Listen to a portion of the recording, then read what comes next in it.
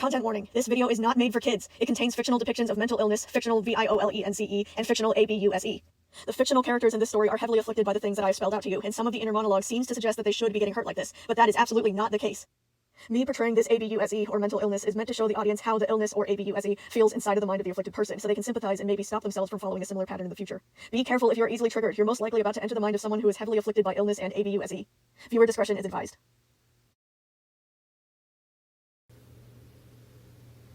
Monty was hiding in the ponds again. Darkness surrounded him, everything except his head submerged in the water.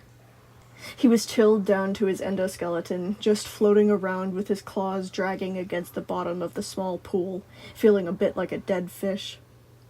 But despite that, this place was the only comforting area he knew. It was quiet down here. From the outside, it was disguised as a tall sand dune, but its real purpose was to be the place the different oasis ponds converged.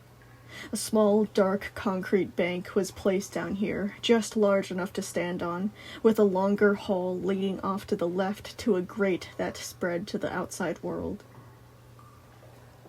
He took a deep breath and plunged the rest of the way down into the water.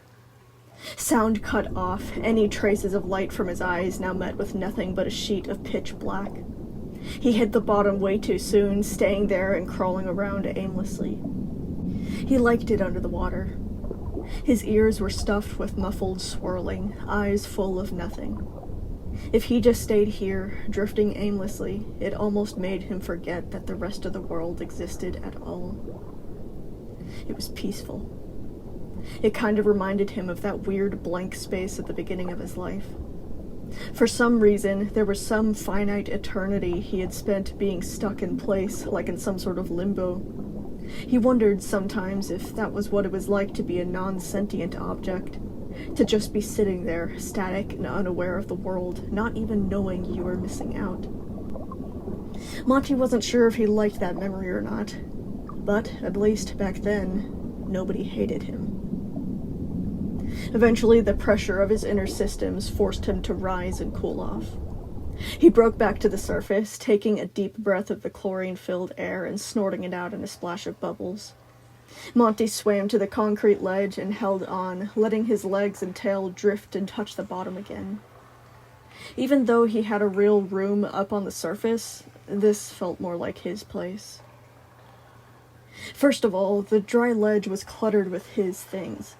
The piles of scrap metal and broken parts were completely cleared out, replaced with stacks of art supplies, at least the ones that he wasn't using at the moment. There were easels, canvases, and some colored pencils and markers, all of which had been transported down here inside the dry compartment of his stomach hatch.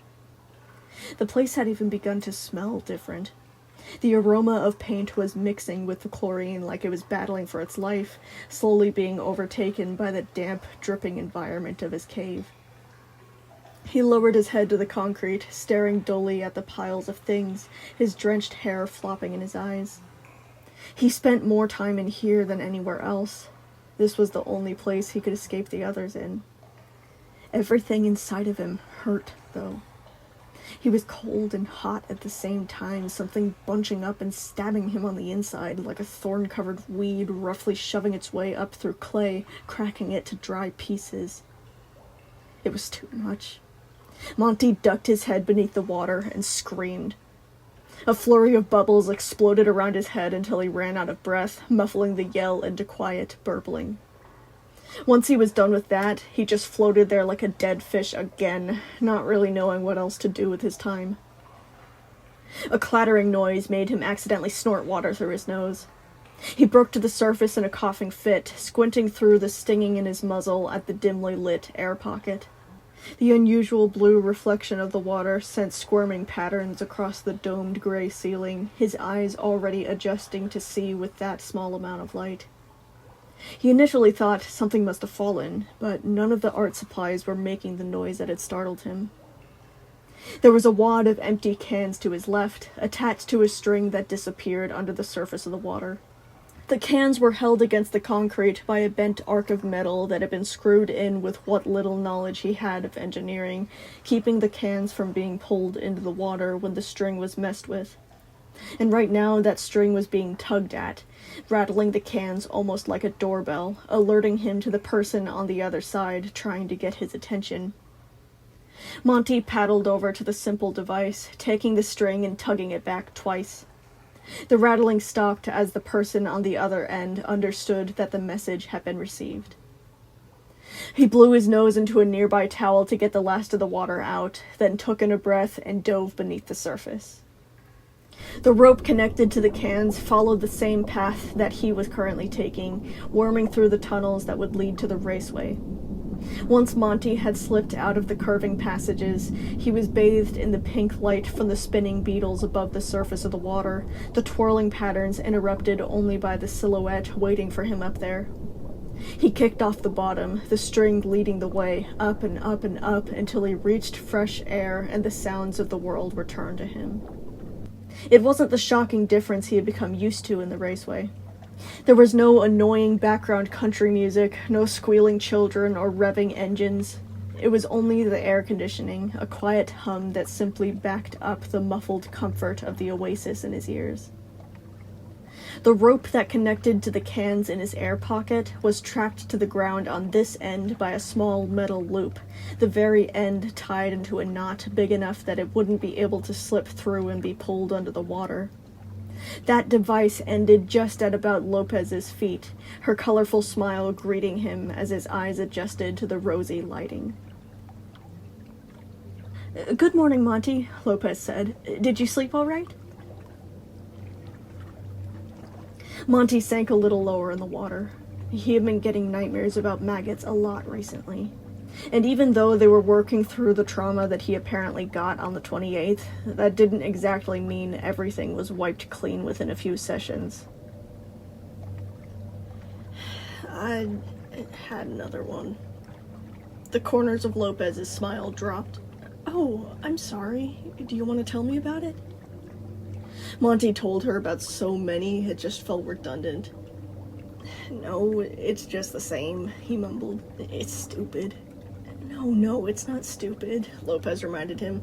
"What happened was traumatic, even if you were the most put together after that night." Monty wondered if she ever got tired of having to tell him that. Maybe she had, but she just wasn't showing it. He put his hands to his head, trying to stop himself and undo those thoughts. "Don't think like that. Lopez is a friend. She's not angry at you." "Do you think you're going to be busy today?" Lopez asked, making him look back up at her. No? "Okay," she said. I have something special planned for you today. But before I say it, I do want to preface this with the fact that you can say no to this. If it sounds like too much, or if it's too scary, you can just tell me and we won't do it. Even if you decide you change your mind in the middle of it, you can still stop the entire thing and return here to have some alone time." Okay, now you're making me nervous. What sort of thing is it?" "Well, I want to take you out to see the others," Lopez declared. "I mean, I guess it's not out, since you guys can't leave the Pizzaplex, but they've all agreed that they want to come and spend some time with you." Immediately, Monty's entire plans for the day shattered. I mean, his plans were to do nothing, but that was the point. Nothing. Just like yesterday, and the day before that, and the day before that, and the day before... "Now, you don't have to," Lopez reminded him, seeming to read his mind, "but I really think that this would be a good step in the right direction for your socialization issues. Staying isolated from the others isn't going to heal your relationship with them, and maybe the first step is actually spending some time with them and bonding over a fun activity." This entire task was already mounting up so high it looked like it was going to topple over any second now. Only when Monty's tail bumped against the other side of the pool did he realize that he had been unconsciously swimming backwards from her. It felt like little spiky sticker burrs were rattling around in his chest and making their way up his throat, each of them whispering to him, No, can't, we're not doing that, we just can't." Okay. Lopez had both of her palms out now, clearly trying to give him some space. "Okay, I see that you're getting anxious, and that's all right. That's normal. What's your anxiety level at?" Monty looked all around as if the number would be printed somewhere on the surroundings, then tried to get a feel of all the tumbling and scratching that was going on inside of him. Maybe 6 out of 10? He was immediately unsure if that was really true, but Lopez didn't seem swayed. Okay, 6 is alright. You've gotten through 6 before. Okay, 6 is alright. You've gotten through a 6 before. Do you want to tell me why you're anxious about my idea? Again, Monty had to slow down and dig through what was going on inside of his head. It was especially difficult since most of it was just colors and temperatures and discomfort, not providing any useful words. The confusion was making his claws itch, the image of tearing metal flashing through his head. No, don't do that. He breathed deeply, trying to redirect his thoughts like Lopez had been showing him. Throwing tantrums won't make you feel less confused. Just relax and focus. What is really going on? I'm scared they'll yell at me, he told her. You're scared that they'll yell at you? She repeated. Are you scared that they'll get angry at you? Like they'll want you to go away? He nodded. Why do you think that they would want that? He chewed on his gold tooth, trying to solve the puzzle lodged in his brain. They don't like me? Why do you think they don't like you? I'm not likable? There it is, we found it. We found the source. Lopez stopped him right there, making her way around the pool so that she could get closer to him. You're anxious about this because you believe that you're not likable, and the others will get angry when they see you, confirming your suspicion. But none of that is true at all. You're plenty likable, Monty. Remember, you're not as bad of a person as you seem to think you are.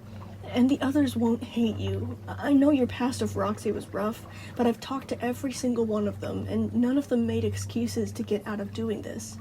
I'm sure that you give them the chance to get to know you, they could end up really liking you. Think of it as a fresh start. Monty didn't respond, so she kept going. I feel like if you went out there and saw that they really don't hate you that much, it could help your self-esteem, help lift some of your boredom, and maybe even help you make a few friends. The sharp buzzing in his chest was still persistent, poking and jabbing at him every chance it got. But he tried his best to swallow it down, exhaling deeply and saying, Okay, fine, I'll do it. Only a few minutes later, Monty found himself waiting in the lobby on his own, his tail wrapping around his arm like a boa constrictor while he picked at the tuft of pink fur at the end. Why did I agree to this? Why did I agree to this? Why did I agree to this? The windowed ceiling showed view of total cloud cover, the blanket of white puffs rolling past at a speed that made him slightly dizzy. The barriers built into the halls on either side of his attraction kept the public from sneaking into the main lobby, but the sounds of the rest of the newly opened mall kept creeping in on the edges of his concentration, making him shift his weight from foot to foot, chewing his gold tooth so hard he wondered if it was possible for it to fall out. The only reason it was open right now was because Fazbear Entertainment needed the funds that they got from running the rest of the mall to keep feeding the animatronics while they basically took a fully paid vacation. Reminders of what a busy day sounded like always made him iffy. But what he feared even more was the sound of animatronic footsteps approaching from within the others' attractions. Lopez had left him so she could pass on the word that he was ready to spend some time with them, and the only thing keeping him rooted to the same spot was the embarrassment of running after her and begging for her to stop right in front of the others. He had no idea how he was supposed to look, to talk, even how to stand. What if he said something that they didn't like? What if they misinterpreted a face that he made? What if he laughed at the wrong times, or said something about thinking, or, even worse, thought that he was doing fine and didn't pick up on their discomfort at all? The building anxiety felt like a nasty little critter that had gotten stuck between his endoskeleton and his shell, scrambling around and gnawing at him all over, taking up so much space it was hard to breathe. And yes, he recognized that it wasn't helpful to panic. He realized that everything would just be even weirder if he started hyperventilating. But that didn't suddenly mean that he unlocked a firm grasp over his emotions and knew exactly what to do. Monty released his tail, closing his eyes and mouth with a clack. Breathing through his nose, he instead lifted a hand above his head and began to brush his fingers through the frill of pink hair he sported, back and forth, smoothing it out. It was still a little ruffled from his swim, but the individual strands were beginning to settle into place again, the softness of the texture helping to steady him a little. "It'll be good for you," he reminded himself in Lopez's voice. "There's nothing to it, really. You carried 2 dead bodies out of the building for them and saved Roxy's life. Maybe that would be enough to make it up to them." "Okay, they're coming," Lopez called from across the lobby. The sharp, rattling sensation began to scrape its way back up his throat, pumping in time with the fluttering in his chest. Her voice had come from deep within the arcade, out of the employees-only door that he knew led down to the yellow hall where all of their rooms were. Footsteps. Multiple heavy, clunking footsteps. Monty leaned back a few steps, his hands on the doors to his raceway. He let go, not wanting to disappoint his therapist, becoming a tangle of overwhelming, confusing feelings until he was completely petrified. He just stood there, still as a statue in the lobby, as 4 glowing sets of eyes emerged from the shadows of the shut-down arcade. Blue for Freddy, pink for Bonnie, orange for Chica, and green for Roxy. Monty had no idea what face he was wearing right now, but he couldn't change it anyway. The other members of the band stepped out into the soft gray light of the overcast sky, then stopped. They were practically shoulder to shoulder, stiff and silent, and he just kept on looking from one to the other, trying to pick up on what they were thinking. But their faces, he couldn't read their faces. He couldn't identify a single feature that made sense, cycling through what the different types of emotions were supposed to look like. Were they angry, sad, scared? It was like he was completely blind.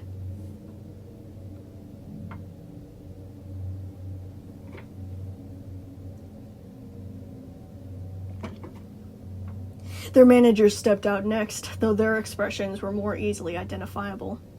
They all wore smiles, taking the lead and making their way across the tiled floor towards Monty. They stopped about halfway, glancing back and waving to their assigned animatronic. At that, the others were forced to follow, still wearing those disturbing, invisible faces. Monty?" Lopez returned to his side, adjusting her peach-colored coat and acting like nothing was wrong. Do you want to wait for DJ and the puppets to get here, or do you just want us to go ahead and tell you what we're going to do?" Monty's neck felt like it needed oil. It cracked when he turned his head downwards at the managers, taking note that they were all setting down supplies that he recognized. There were paint kits with every color under the rainbow, brushes, cups of water, boxes of the Fazbear Entertainment logo emblazoned on the side. "Wait, are we painting carts?" Monty asked in bewilderment. "Yeah," Lopez said, clasping her slender hands over her waist. I thought that it would be nice to introduce them to your new hobby. Maybe you can teach them." Painting was something that had only come up recently during Lopez's treatment for him.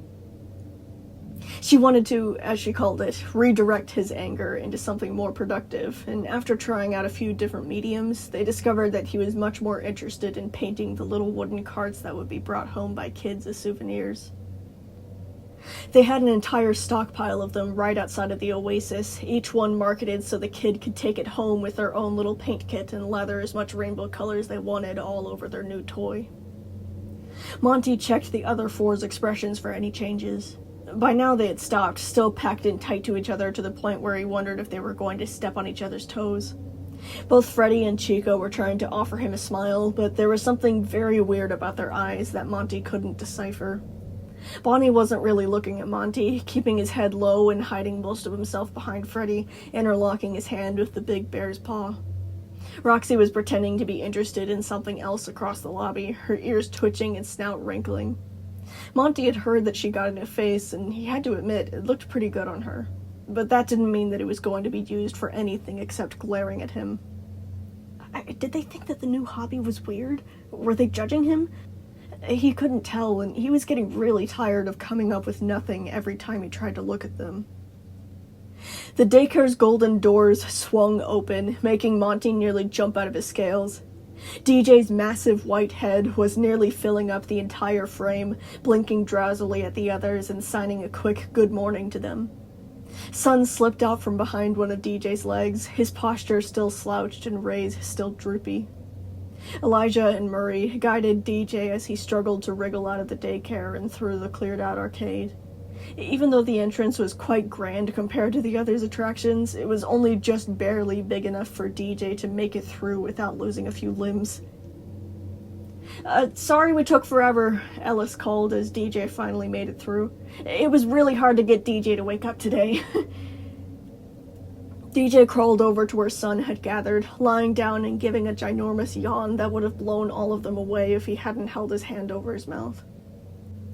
Monty had heard through the grapevine, aka Lopez, that DJ was up most nights trying to earn enough money so that Sun and Moon could separate. Then why not just use that as an excuse not to show up? Monty questioned in his head. Okay, we're all here, Lopez said. Here, Ellis, can you tell DJ to drag a table over here? And let's start passing out the kits. Choose whichever ones you like.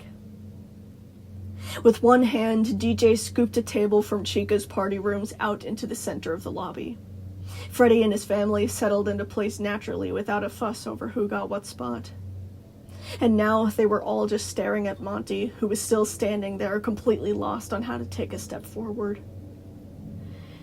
Even the way that they were seated seemed to ward him off. On the left side of the table sat Sun, then Freddie, then Bonnie. On the right side sat Roxy, then Chica, then an empty space for him.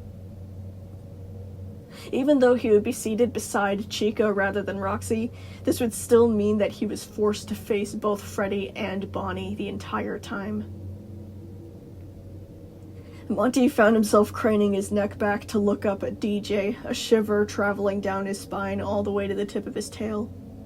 Even while lying down, DJ was such a massive machine that he easily towered over him. His big spotlight eyes shone so bright it hurt to look at them, making it feel like Monty's scales were being baked off of his shell.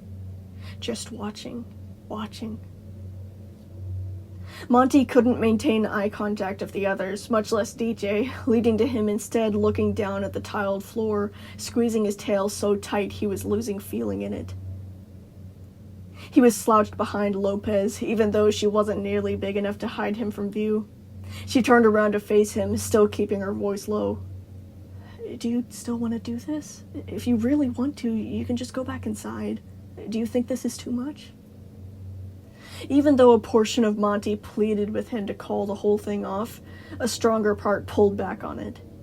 If he went back down into the pools, he would just continue wishing that he had said yes to all of this and make an empty promise to himself that next time he would be ready.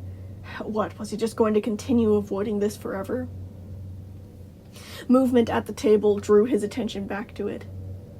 Roxy and Bonnie were intently studying the backs of the boxes, but Freddie and Chica continued to glance back at him with a weird expression on their face. Every time he caught sight of it, Monty tried to hold onto it and pull it through his filter, but it would just slip away every time. They were smiling a little. It looked weird. DJ signed across the room to him. Hey, Monty, it's okay. We're just wanting to do some painting with you. No big deal. The searing brightness of DJ's eyes lowered, making it a little easier to see his face. His piano key teeth were showing, a bump to his freckled cheeks. No, I want to go and sit with them, Monty said, hardly believing that those words had just left his mouth. Lopez jumped up onto the balls of her feet, her braided hair flopping from her shoulder to her back. Great! Okay, here we go, Monty. Let's get you seated. He tailed her, trying to keep his eyes fixated on his seat rather than all the people around him. It was difficult to bend his legs and sit beside Chica, the bench itself feeling cold like ice. The others seemed to be radiating a physical field, making him scoot several feet away from Chica to the point where he was nearly falling off the edge. His tail had no idea where to go, slithering around awkwardly on the floor and accidentally brushing against Bonnie's foot and making the bunny jump. He eventually pulled it up over his lap, winding it as tight as he could against his body so it wouldn't touch anyone. For a while, he just held that position, his gaze locked downwards at the colorful box while being completely incapable of reading anything on it. They were all looking at him. He could feel it. All of them, 6 sets of eyes, 6 minds, 6 trains of thought. Were they being peer pressured into doing this? How much was Roxy resisting the urge to start ranting about him? How much did Chica want to leave and do something more useful with her time? How much did Freddy want to take Bonnie away from him so he would stop digging up old memories? How much did DJ want to stop faking friendliness and return to the daycare with Sun so he could get some sleep? None of them wanted to be here. What if their managers thought that they were helping when really the best option was to never interact with each other again? Monty wasn't sure how he would ever repair something like this. He could hardly hold a conversation with them, much less sort out the fact that he is the entire reason all of them are miserable. So, which cart do you think would be the best? Lopez materialized beside him, making his wires snap taut. What? She urged towards the box, which still laid unopened in front of him. You're the expert, after all. What sort of cart do you think they should use? Monty accidentally made eye contact with the majority of them, then tried to keep his gaze down on the boxes instead. There were 12 different models of cars, ranging from rounder, cuter, beetle-like ones to elegant, streamlined racers to boisterous and flashy muscle cars. Anything that a kid would want, pretty much. He was already subconsciously matching each model to a person, but he couldn't get himself to voice what was going on behind the scenes. The things on the table, he understood. The things sitting at the table, he did not. Well, it depends on what you're looking for. Monty cleared his throat again, his talons shaking as he angled the different boxes properly so they could see. If you're just going to put on a shell and admire it, then you'd want something more pleasing like this, or this. He pointed out some of the smaller models, some with extra feathery edges or pointlessly sharpened frames. But if you want to install a motor so you can get a remote and race it, you gotta get something that's streamlined with the belly lower to the floor so it doesn't flip over. He caught himself rambling, automatically shutting his mouth and checking the others. He couldn't quite see Roxy behind Chica, but Freddy and Sun were both leaning in attentively. Bonnie, however, was watching something on the floor instead, a weird wrinkle on his mouth.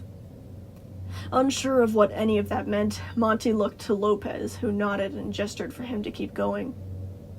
So, yeah, he said, pushing some of the boxes towards them. I should just stop talking. Pick one. Wait, did that sound mean? Like he just wanted to get this over with? Either way, the others were already digging in, turning over each box and examining the displayed pictures of what was held inside.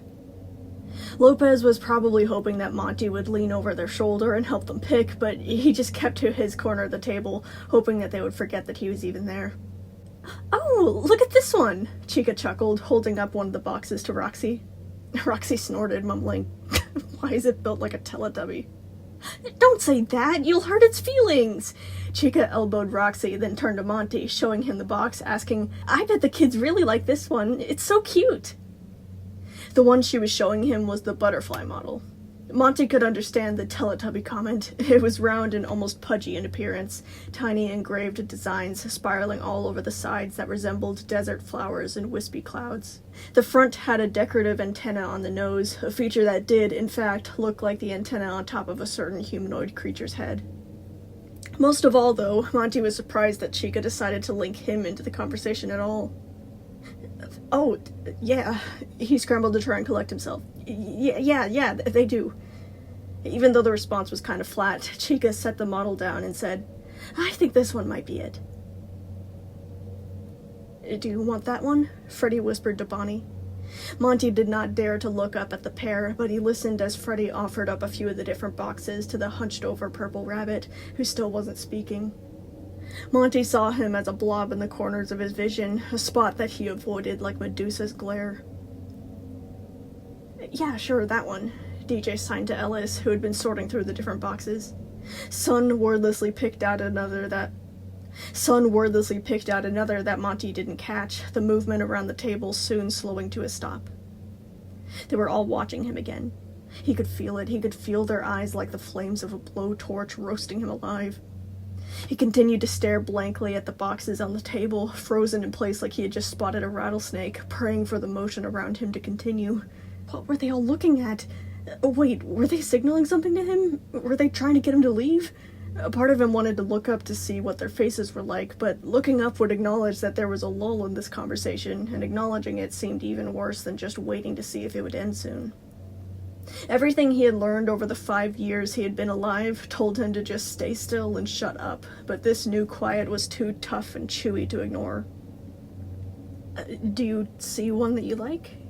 The question didn't really register to him at first, but he soon saw that Lopez was referring to him. All of it clicked, and he immediately felt like an idiot. They were waiting for him to choose. Monty gasped, then shook himself and grabbed the nearest box, not really bothering to look at the model. He then joined the others as they began to pile all of the unchosen boxes off of the table to be put away for later, making room for the art supplies as they began to tear into the cardboard and reveal the kits inside.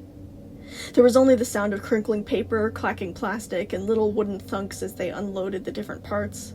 The hum of the air vents flicked off, the emptiness around them rolling in like staticky fog. Monty wanted to say something to break this awkward silence, but he couldn't think of anything that they wouldn't just find annoying. What if they liked it like this? What if they were hoping that they could just sit in silence and paint their carts the entire time? What if they were hoping that if they showed their managers how unfun it was to hang around Monty, the managers would agree not to do this again? He kept his eyes down on his cart, trying to just focus on that. He liked painting the carts. It was kind of childish, he knew, but honestly, he didn't care. It was relaxing. At least it had been relaxing. Till now. The thin paintbrush made little clinking noises as he got it wet in the small glasses of water that they had set out, opening up the watercolor set and dropping some of the liquid into the pink paint. When he brought the brush up to the notched wooden surface of the cart, it all stopped. The pink-tipped bristles stayed poised in the air long enough for a drop of the color to land on the newspapers that they had set out beneath the carts to catch spills. Color schemes and experimental designs pirouetted around his head, but none of them rose close enough to the surface for him to see. Instead, his focus was drawn to the 6 people sitting around him, on the exact same steps as him, stuck just between the setup and the first stroke. So, Freddy's voice seemed to boom in comparison to the crushing silence. How has everyone been? You checked before we went to sleep last night, Chica answered immediately, jumping up and leaning her elbows on the table. We're still fine, you don't have to worry. What about you two? Bonnie didn't reply. Freddy filled in for him. Yes, we're fine. We're still making progress. We're trying out a new type of treatment, and we're thinking that it's working. Bonnie hated him. Oh my god, Bonnie hated him so much. Monty still wasn't looking up at him, but he could feel it. He was absolutely sure that he could feel it. The hurt felt like the burn of a firework that had gone off too close, roasting him continuously as he clutched his hands into fists and tried not to react to the pain of a broken jaw. How about you? Freddy asked Sun. How are you and Moon doing? Sun sucked in a breath, fumbling with his paintbrush and dropping it to the floor. He took his time while retrieving it beneath the table, then mumbled, we're fine. They're anxious about the surgery. Ellis translated for DJ. Even once I get enough money, it's going to be risky. Yeah, that. Sun gave an ear-to-ear smile, but there was something so squinty and peely about his rays that it came off a bit frazzled. Monty had probably seen Sun in advertisements more than he had seen him in real life, but even he could tell that something was wrong as the daycare attendant tried to continue with his project. Monty instantly became bothered when his attention was drawn to that. Sun was ruining his cart. Almost every color of the rainbow was lathered over the entire thing, each color mixing and running into each other until it made ugly grays and browns that shone like an oil spill. Monty was especially upset to see that he was also mixing each of the colors in the watercolor kit, the plastic between each dip marked with trails of gunk.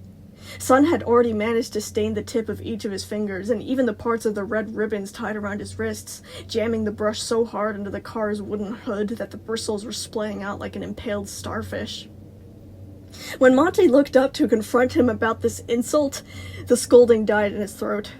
Sun's eyes were glassy, not really paying attention to the cart, but instead staring through the cart through the floor, practically into the void of space.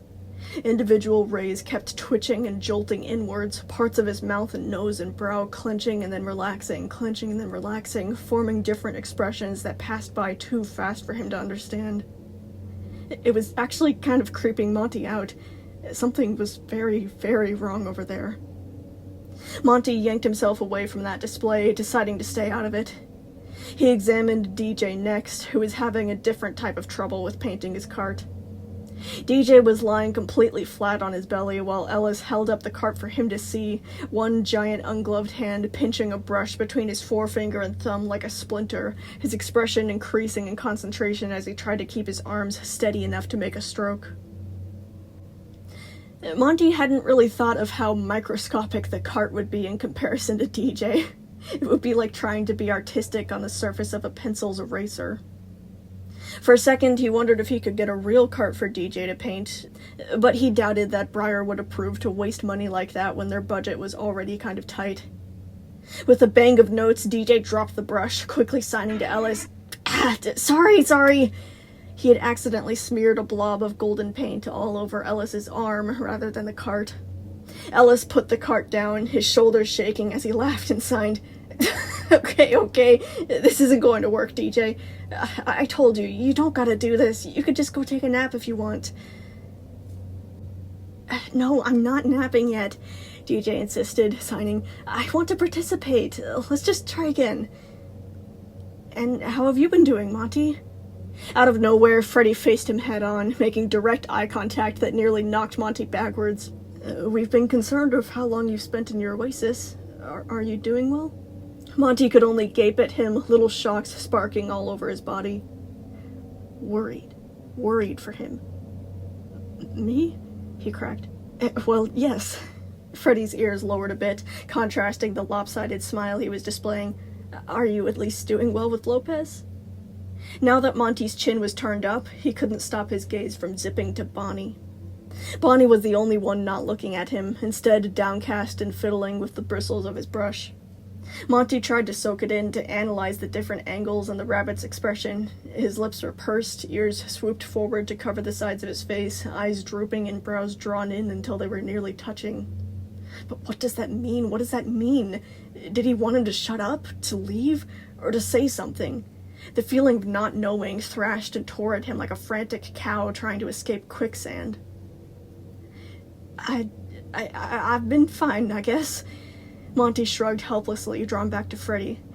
Just doing anger management stuff. Oh, that's good. Freddy's smile widened, his shoulders slanting and ears perking. I see you've gotten into painting. He gestured to all the supplies around them. Yes? What was happening? Monty looked to Lopez again, but she was just keeping her hands folded to herself, her big pink lashes fluttering around her sparkling eyes. She wasn't panicking, she wasn't secretly telling him to slam on the brakes.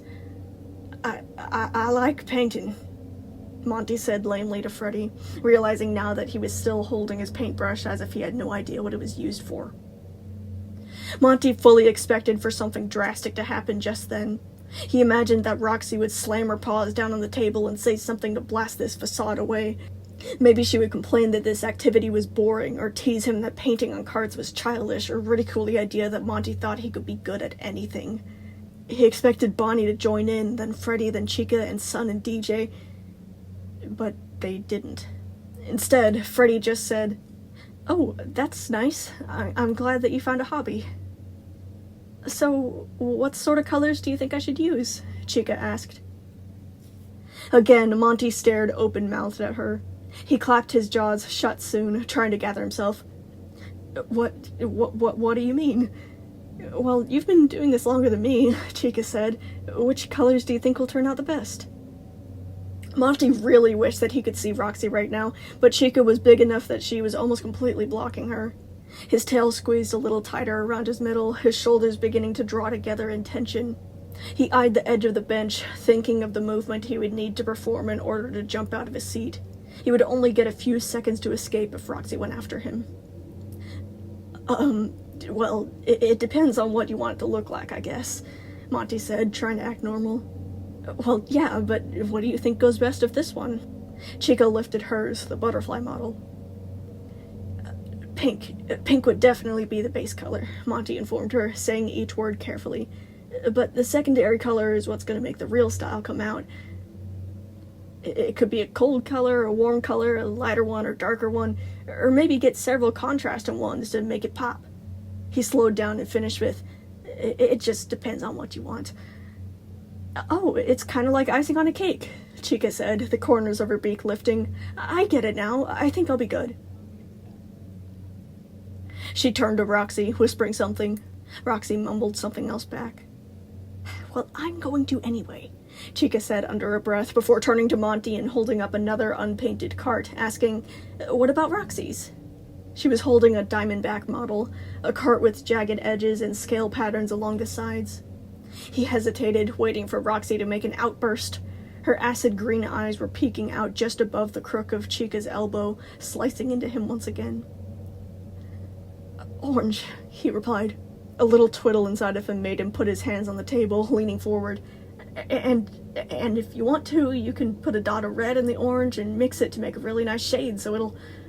He caught himself, drawing back and putting his hands on his lap. Sorry. No, it's okay, Chica chuckled, patting him on the shoulder and returning Roxy's cart to her. Thanks for the tip. Monty just blinked at her, but she was already engaging with Roxy again as if it hadn't happened. The pat hadn't been spiteful or harsh. It had been soft. What in the world was happening right now? Were the managers holding them at gunpoint? Actually, that might be it. Not exactly the gun part, but the managers.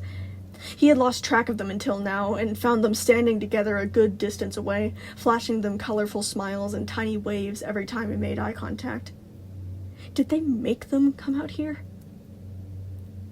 What about the colors for my cart? Monty was facing forward again, with Freddy holding up his unpainted model, still so calm and steady in a way that made Monty hurt. It was a hurt that he felt very often, one that felt like hooks digging into the back of his mouth, dragging down his throat and tearing its way through his body until it made a home in the carnage and stayed there, heavy and pulsing and sickening. I'm sorry, Monty blurted. They all went stiff at the interruption, showing him how much they, too, had been waiting for something like this. The corners of Freddy's mouth dropped, something in his forehead twanging along of his ear as he pulled the cart back into his chest. Pardon? The air felt like it was getting thinner, like each breath only left him even more dizzy, making it difficult to filter words through his voice box. I'm sorry for everything, Monty told them. You guys don't have to do this. Monty stood up, the table jittering as his knees accidentally banged against the underside, the glasses of water getting dangerously close to toppling over. All of you can go. I'm not going to get mad. Wait, hold on. Freddy had set his cart down by now, rising with Monty. We're not being forced. We just want to spend some time with you. You don't have to go. Stop that! Stop lying to me! Monty gripped the edge of the table, suddenly furious. I know all of y'all are faking it! I can see right through your... Monty's hands leaped up to his mouth, slapping it shut as if it had a mind of its own. He firmly stepped back from them, closing his eyes to try and block out all of the blaring kaleidoscope colors and faces and shapes and memories, and... Breathe, he coached himself in his head. 10, 9, 8... Nobody tried to intervene, letting him reach the end of the countdown. Think through your thoughts. Don't look at the anger, look at what's behind the anger. When Monty opened his eyes again, the others were all blinking at him. They made him feel a little squirmy to have them all staring at him like he had just grown a second head, but he just tried instead to focus on translating what was going on into something that they would understand. Look, we've had a rough history. Let's just get that out of the way, okay? And I totally get it if you guys don't even want to look at me, much less speak to me after everything that happened. I don't want to guilt trip you guys into spending time with me if you would rather just do literally anything else. He pulled his arms in a little closer, his tail wrapping around his ankle. It was tough to keep breathing, but feeling Lopez only a few meters away made it easier.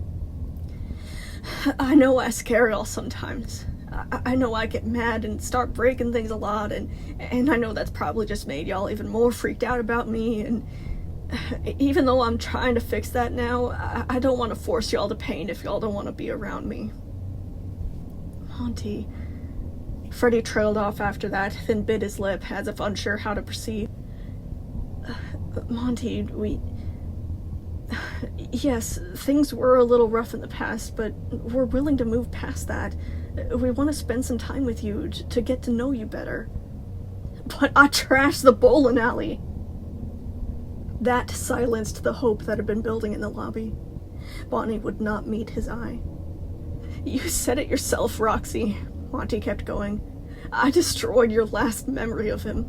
The bowling alley was all that you had left of Bonnie, and instead of inheriting it with pride, I threw a tantrum like a frickin' 5-year-old and trashed it.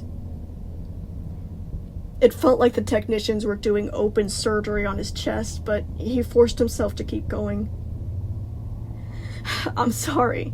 I don't want to find some stupid way to justify it, or make a bunch of excuses, or blame someone else. I'm just sorry, and I get it if you don't forgive me. None of them seemed to know how to respond. Well, I forgive you. It was a miracle that those were the first words Bonnie had spoken today. Monty couldn't believe it.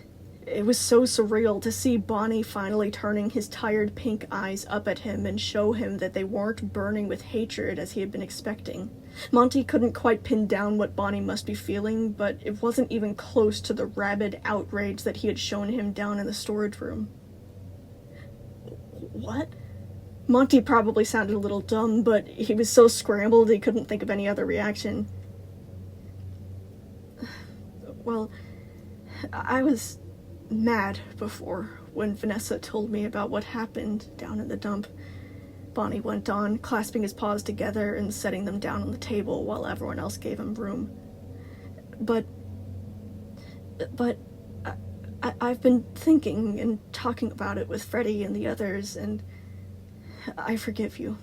You were only a few weeks old, and if Huxley was as horrible to you as he was to me, I can imagine the stress would make you act out. It sucks that the bowling alley is gone, but if you really do regret it, I'm not going to hold a grudge. The tension in his pistons began to melt, his head and shoulders lifting as if the weight was being leveraged away. But Monty rubbed the side of his head as if he could urge the right words to come forward. His mind was a mess of squirming feelings right now, from piercing icicles to hurtling sparks. He tried to sort through them to figure out what all the varying pressures meant, and finally said, Aren't you mad? Well, no, Bonnie repeated. I told you, you were only a few weeks old, so I don't blame you for messing up the alley. No, not just that, Monty persisted. It's me, everything about me. I've replaced you. I've been standing on your spot in stage. I've been sleeping in your bed. I've caused so much. His voice box seemed to collapse for a moment, and he slowed down, trying to keep his breaths slow. He was fully aware that Lopez was listening and probably feeling disappointed in him. They had gone over things like this. She was encouraging him to let go, but he just couldn't without hearing it from Bonnie. He hoped that she wouldn't think too low of him after this. I took everything from you, Monty said. It was all my fault. I was the reason you were down there for so long. Why aren't you mad? Freddie put his paw over Bonnie's clasped hands, secret glances exchanged between the entire family. Bonnie actually seemed to think about that for a while, pursing his lips and watching Freddie's thumb rub over his knuckles. When he looked back up to Monty, he said, It wasn't your fault that I was down there. It was Jeremy's fault. Monty couldn't reply. His confusion only grew as Bonnie kept explaining, You didn't tell him to throw me away. He did that on his own. And you certainly didn't ask to take my place. You didn't even ask to be born. None of us did. It was forced on you in the same way that I was forced into the scrap dump. For a while, Vanessa told me that you were cocky and boastful about it, that you had basically stolen my family from me, and everyone here liked you so much they didn't want me back. But obviously, I can see now that that wasn't true at all. You're not the bad guy. The bad guy was the one who gave the order to set all this off. If I should be mad at anyone, I should be mad at Jeremy. So, I forgive you, Monty. I want to start over. Bonnie held out his arm in an offer to shake Monty's hand. The lightness inside of him rose and rose all the way to the top of his head, making his tail loosen and his talons go slack. He hesitated at first, taking a step and then glancing to Lopez. Lopez urged him on with a nod. Monty closed the distance between him and Bonnie, taking a seat at the table just as they shook hands. And I guess, while we're on the topic, Bonnie added, still not letting go yet, I should apologize. For what? For breaking your jaw? Bonnie laughed a little, scratching at the back of his neck with a lopsided grin. I was a little misguided. Monty sighed, letting go and rubbing at the spot where the break had been. It's fine. I kind of deserved it. No, you didn't. That's what we just went over, Bonnie said. There was a shift in Chica, one that tilted all heads towards her side of the bench. She was nudging Roxy, pointedly clearing her throat again and again. Was she choking? His concern dropped when the two of them began to whisper heatedly to each other, only sharp S's and T's heard beyond their huddle. Okay, I'm switching seats then. No! Roxy protested. No. Chica was already rising from the bench, picking up Roxy by the underarms with ease and placing her where she had been seated. Before Roxy could escape back to her original spot, Chica plopped herself down, finalizing the switch. Now, Roxy was directly beside Monty, while Chica took up the farthest point instead.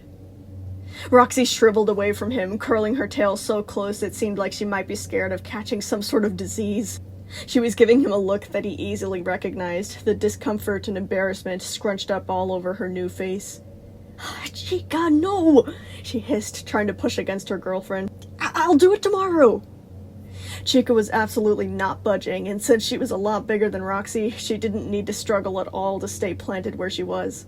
Come on, Roxy, he saved your life. You gotta make things right. This is the perfect opportunity. But I don't wanna! Roxanne! Chica stuck her with a look that made Roxy give up.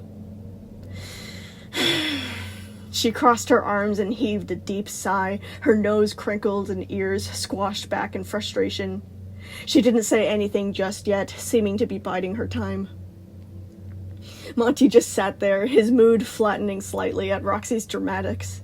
He would have rather just ended on Bonnie's note, but he didn't think that it was acceptable to tell Roxy to switch with Chica again so they didn't have to look at each other. Fleeting, awkward eye contact was exchanged between him and Roxy, and every time, memories would flash between them like an electrical shock. The fight. The many fights, actually. But specifically the one that landed both of them in parts and services, with entire plates of metal missing from their shells.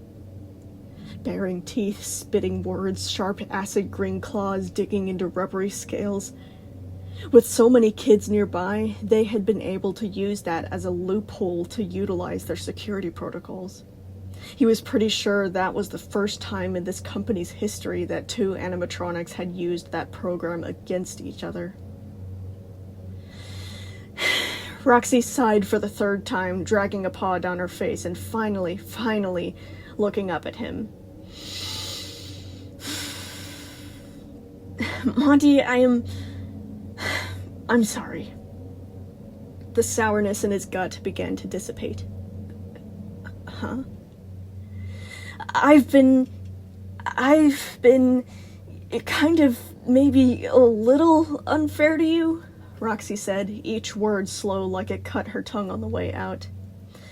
Look, I don't like being mad at you all the time. It's stupid and exhausting, and I just want to move on. She took a moment to think over her next words, and in that time, Chica offered a hand to cling to for support. When they took Bonnie away, I thought you were a random, no-good ripoff trying to pretend like you'd ever make up for... Hey, I'm trying!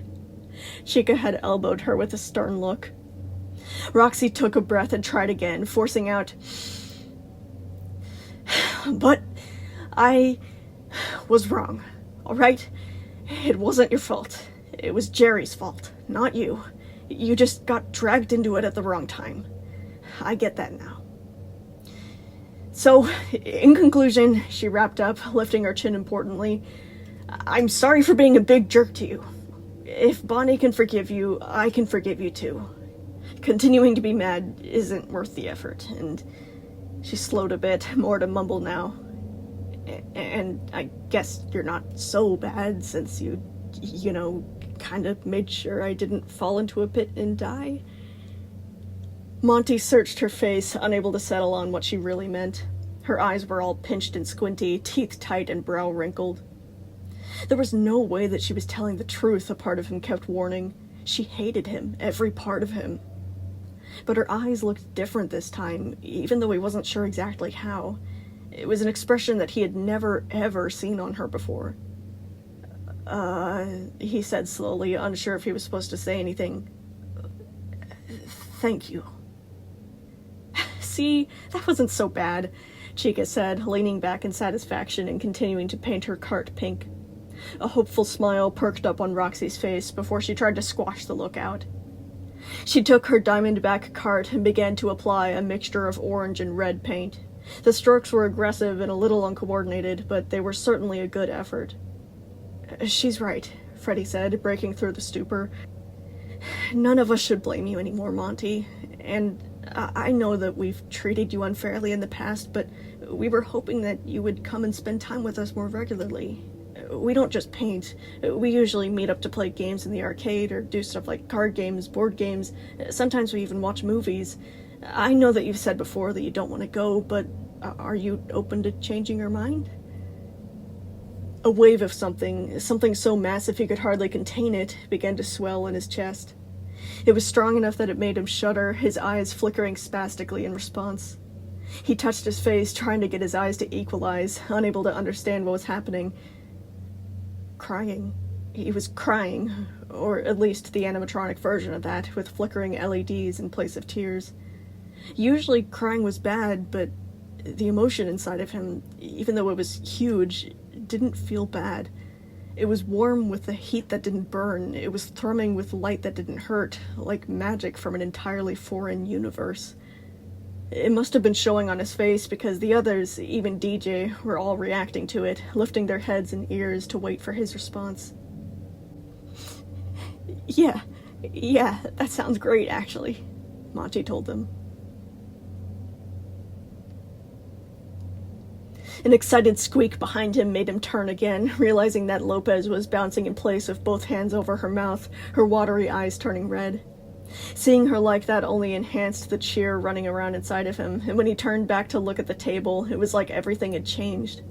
Maybe the clouds overhead had cleared, maybe the colors were a little brighter, maybe the smiles were a little more real, but it was enough for him. Here, I think I'll need some help, Bonnie called to him, showing him his cicada model cart. Which colors do you think would be best for this one? I can't decide. A buzz started up within his inner mechanisms as he flicked through the information stored away inside of his brain. Green, actually. Green? I know the box says to paint it red, but you see how much space the markings take up? The whole thing will be more about the combination of the two. Okay, can you show me? Because I didn't get that at all. Maybe I really can be one of them, Monty thought, as he leaned across the table to show Bonnie how it was done.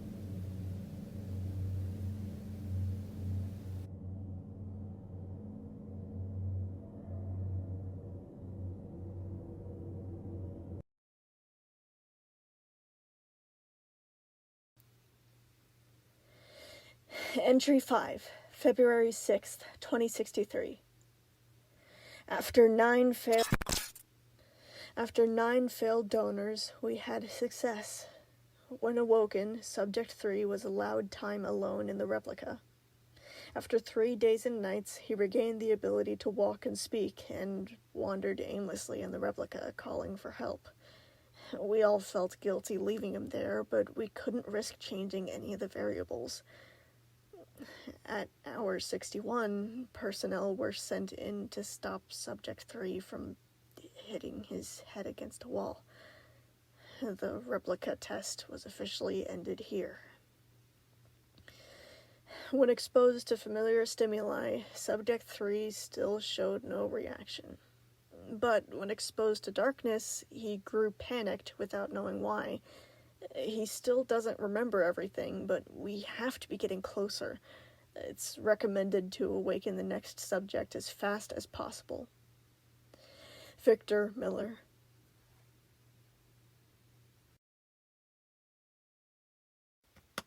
Woo! We finally got Monty to make some friends. So guys, I tried coffee for the first time today, and honestly, I think that it's a pretty good idea because I looked up this thing about, like, I've heard before about how it's, wait a second, okay, this is not relevant. I'm so sorry. I just realized this is not relevant to what I'm supposed to be talking about right now. So, the first thing I should tell you is that, I'm so sorry that I blue-balled everyone and said that the episode was going to come out last Monday. Like, inside the community post, I made a community post that, everything was going to come out next Monday, like last Monday, and then it didn't. And I'm so sorry about that. Wait a second, I gotta sit down. Oh, my fucking knees. Sorry.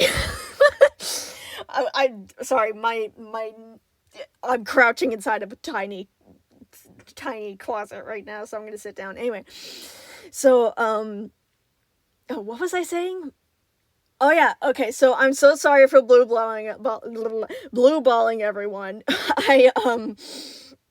I said that I was going to release this episode last Monday, and I did not do that because college work got in the way, and I had to prioritize that, even though I did not want to. I did not want to, but I had to because, we paid a lot of money to do college, and I barely get any money from YouTube, so, it was a financial decision. I'm sorry. But finally, I got it out. This is a really big episode, and I'm really proud of Monty, and I'm really excited for you guys to see it. So, the other thing I need to tell you is, like and comment on your favorite part. It could just be a spam of emojis. I don't care. It just, it helps the algorithm. So the other thing I want to tell you guys is a thing that I've been meaning to say for a while. I keep slapping myself. Is I am much more active on Tumblr nowadays, honestly. So I think I should put my Tumblr link like inside the pinned comment. Honestly, the community over there of what I've seen so far is really, really nice. Like, everyone's just been really supportive, like just sharing art, like doing fan art of, like, right now I'm really into the Amazing Digital Circus. I've got like a hyperfixation's got being like a death grip. I am counting down the days until December 12th. I think it's December 12th or 17th or something like that. So I'm so freaking excited, dude. Oh my gosh. There is so much that is going on right now, and I'm so freaking excited. Just talking about the digital circus has made my heart beat. You guys can probably tell, like, just mentioning it. Anyway, so I've been doing a lot of stuff on Tumblr, and honestly, I'm way more active on that. So if you want to get more of stuff that I do, like my content, you should probably go to Tumblr. It doesn't take that much to make an account. You don't have to pay for it or anything like that. So, if you want to go over to Tumblr, you can, do that and get more of me. I guess I just realized how egotistical that sounded. Anyway, so for anybody that wants to also stay around for just some, like, talking, so, because, this is pretty much the end of the video, but, guys, I tried caffeine for the first time today. I don't know if you can tell. So, I think that it's a really good idea because, I've heard of something before about how, like, ADHD people are, like, immune to caffeine or something like that. Now, I do want to establish I am not officially diagnosed with ADHD, so I don't know what the frick I'm talking about, okay? So, like, don't take my word for it, okay? I'm not officially diagnosed with ADHD. I have symptoms that are similar to ADHD, but could also be autism, and I'm currently in the process of being diagnosed with autism. So, I'm more likely to be autistic than ADHD. We do not know. Okay, we're in the process of figuring that all out. I might get tested for ADHD as well. I don't know. It depends on what insurance will cover. But we're anyway. So anyway, back to the coffee thing. So I heard before about how ADHD people are able to focus more instead of getting too hyperactive because of coffee or something like that. And I looked it up, and it was something about how like we're like low on dopamine or something, and the coffee is actually able to open up the pathways in the brain to get the dopamine to our brain, and then we're actually able to focus. And I've been having such a hard time focusing, and I have to do an essay today. It's due today, and I have to do it today, and I need to. So anyway, I drank coffee today, and I was hoping that maybe it could help me focus and lock in. So basically, I wanted to like use the superstar. It's like Mario run into the superstar to use superpowers, and I wanted to be able to use caffeine as a way to do that. And I think that it's working, because I was able to like finish up doing this episode and also do a bunch of other random stuff. Like I was able to post a lot on Tumblr. I went through my camera roll for some reason, and like decided to actually post those pictures that I had found and shared with my family again, because I remembered them, and then I posted it inside the family group chat, and then I was like, you know what, Tumblr would really find this funny, so then I posted them everywhere. And then I like found like the video of Happy Place and Kane like doing that weird dance, and then I like compiled an entire video and edited it all together of all the clips of him doing that dance, and then I posted it on Tumblr because it was really funny, and a bunch of other stuff. Anyway, I got a lot of things done, and while I was even waiting for this episode to load, I was able to write inside the book that I've been trying to write. So like I've been getting a lot of stuff done, and I can't tell if it's because of hyperactivity making me need to do more because I don't have ADHD, or if it's because I do have ADHD and I'm able to focus more because of the coffee. I don't know. It could be a placebo effect, and I'm just crazy, and I'm not actually feeling any effects at all. So, anyway, what point does all this have? Anyway, I'm not wanting to do this every single day and then get addicted, because I don't want to be able to rely on coffee and then have to pay every single day to coffee corporation and then give myself up to capitalism. So I don't want to like do that. But oh my gosh, this outro is so long. I don't want to get addicted to it, but I'm thinking if I could do it like once a month or so to like give myself superpowers, like whenever on those days where I'm feeling really low, because every once in a while I'll get like drained. I'll get so sad, and I won't be able to do anything because I'm just tired. It might just be me burning myself out. Would relying on coffee be bad while I'm burned out? I don't know. Anyway, I need to shut the fuck up. Okay, I'm sorry. I'm so sorry. I need to go eat something. I'm hungry. But also, a bad thing about coffee is it makes me feel like I need to shit upwards. I don't know what that means. My stomach is like kind of bubbly, but it's like at the top, like still kind of in my rib cage, like still in the stomach instead of the intestines. So it feels like I need to shit up, which might be vomit. I don't know. It's probably just because I only drank it with a banana. I probably should eat more with coffee. Sorry, I just said my real name. Whoops. Okay, I should have said Kiwi. Kiwi, shut the fuck up. Kiwi, shut the fuck up. End the video. Shut the fuck up. Bye, guys. I love you all. Sorry to... Okay, everyone who actually... I'm genuinely curious. Everyone who made it to the end, right inside the comments, armadillo. Just so I know, like, just in your comment, just to make sure that people don't, like, see it and then do it just for the trend, like, put armadillo randomly inside your sentence, so then just I know, so that I know that you're the ones that, lingered around. What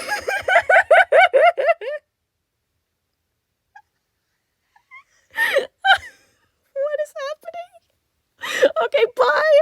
I love you guys! I need to go take a shit!